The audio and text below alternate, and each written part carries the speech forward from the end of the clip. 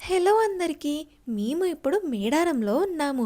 మేడారం జాతర ఈసారి అంటే 2026లో జనవరి 28 నుంచి 31 వరకు జరగబోతోంది. ఈ జాతర 4 రోజులు జరుగుతుంది.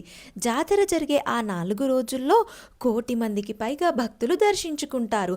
ఈ 4 రోజుల్లో మొదటి రోజు మాఘ పౌర్ణమి. ఆ రోజు కన్నేపల్లి నుంచి సారక్క అమ్మవారిని, కొండాయి అనే ఊరు నుంచి గోవిందరాజుని, అలాగే పూనుకొండ అనే ఊరు దగ్గర నుంచి పగిడిద్దరాజుని తీసుకొస్తారు. రెండవ రోజు చిలుకల గుట్టపై నుంచి సమ్మక్క ప్రతిరూపమైన కుంకుమ భరణిని తీసుకొస్తారు.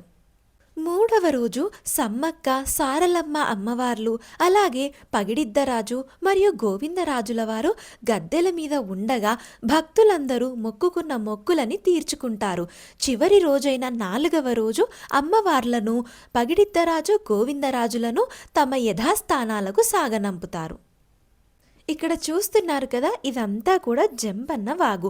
మిగిలిన డీటెయిల్స్ అన్నీ కింద ట్యాగ్ చేసిన లాంగ్ వీడియోలో చెప్పాను.